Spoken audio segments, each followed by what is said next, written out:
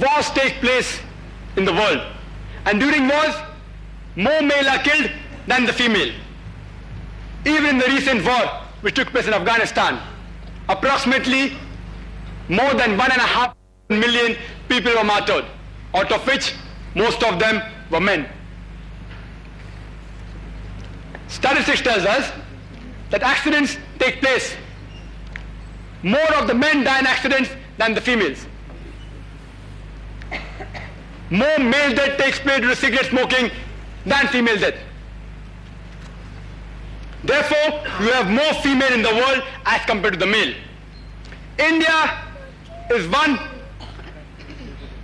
of the countries, besides a few of the Asian countries and Africa, in which the female population is more than the male population. And the reason I've given you, because more than 1 million fetuses are, female fetuses are being aborted every year. And because of the high rate of infanticide, female infanticide, that's the reason that female are less than the male. Otherwise, you stop this evil practice and within a few decades you'll have that the male population will become much less than the female population. In New York alone, there are 1 million females more than male. In USA alone, there are 7.8 million females more than male. And out of the male population of New York, 1/3 are gay. They are sodomized. That means they can't find female partners. And there are more than 25 million gays in America. In Britain alone, there are more than 4 million females more than male. In Germany alone, there are 5 million females more than male. In Russia alone, there are 7 million females more than male. And God knows how many million females are there more than the male in this whole world. If suppose my sister happens to live in America, and suppose the market is saturated, every man has found a female partner for himself. Still, there will be more than 30 million female in USA alone who will not be able to find husbands. And suppose my sister who is living in America happens to be amongst the unfortunate ladies who has not found a partner yet. The only option remaining for her is that she either marries a husband, she marries a man who already has a wife, or she becomes public property. There is no third option. And believe me, I've posed this question to hundreds of non-Muslims, and everyone opted for the first. No one so far has opted for the second. But there are some people who are smart and who said that I would prefer my sister remaining a virgin. Believe me, medical science tells us that a man or a woman cannot remain a virgin throughout her life.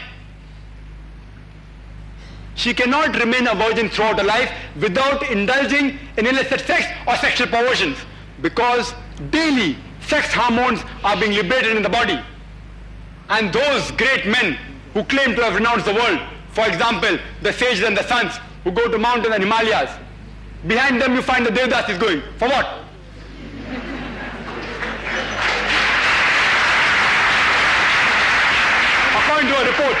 According to a report, out of the priests and the nuns of the Church of England, the majority indulge in fornication and homosexuality. There is no option, there is no third option. The only option is that you marry a husband who already has a wife, or you become public property. In continuation of that question, we have got a question on the slip. Can you enumerate the various conditions in which polygamy is permitted? This is from Sister Samina. Can you enumerate the various conditions in which polygamy is permitted? The sister asked the question that can you enumerate the various conditions in which polygyny is permitted?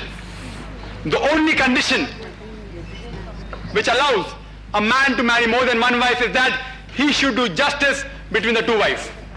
If he can do justice between the 2 or 3 or 4 wives that he has, he is allowed to take more than one wife. If he can't do justice, he should suffice with only one wife. But there are several conditions in which it is more advisable for a man to take more than one wife. One of the examples I gave is because of the surplus women which can't find husbands. Islam has allowed polygyny to protect the modesty of the woman. There are several other conditions. For example, suppose a young lady, she gets married, and within maybe approximately a few months of a marriage, she has an accident and she gets handicapped and she cannot satisfy the husband. The only option for the husband is that he either keeps his first wife with a handicap and takes another wife, or he divorces the first wife and marries a new wife. I'm telling you, suppose your sister happens to be that unfortunate lady who gets handicapped. Which would you prefer? Would you prefer your brother-in-law to divorce her and to marry a new wife, or would you prefer your brother-in-law to keep that first wife and to take another wife? There are situations in which the wife can become seriously ill. She can have a disease in which she will not be able to look after the children or look after the husband. Under such conditions, it is more advisable that that wife shares the husband with another lady who will not only look after the husband, will also look after her as well as the children. Many people may argue that why can't you keep a maidservant or a nurse who look after the children? I do agree with you. You can very well keep a maidservant who will look after your children and your wife.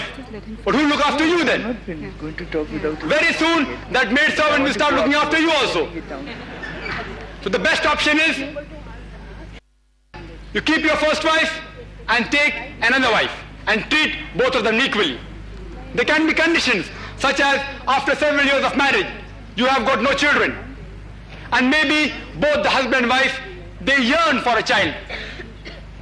The wife can very well give permission to the husband to marry another wife and they can have more children.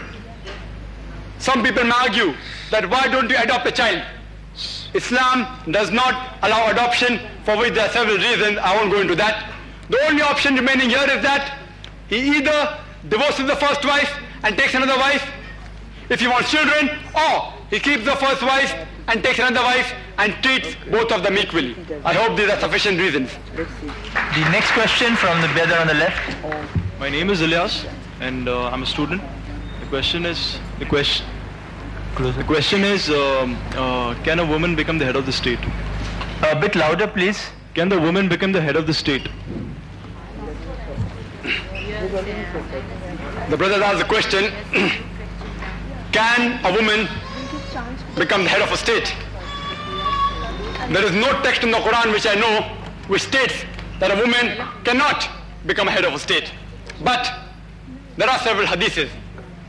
For example, one hadith says that the people who have the leader as a woman will not succeed. Some of the scholars say that this only refers to a particular time in which this hadith was related, especially at the time when Persia had the leader as a queen. The other scholars say no, it refers to all the times. Let's analyze whether it is advisable for a woman to be a head of a state or not. If a woman is head of a state in an Islamic country, she may have to lead the congregational prayers. And if a woman leads the congregational prayers, in Islam, we adopt several postures like qiyam, ruku, sujood, standing, bowing and prostration. If a lady is doing that in front of a giant congregation, I'm surely it will cause disturbances in the prayers. If she happens to be head of a state of a modern society like the one we have today, many a times the head of a state has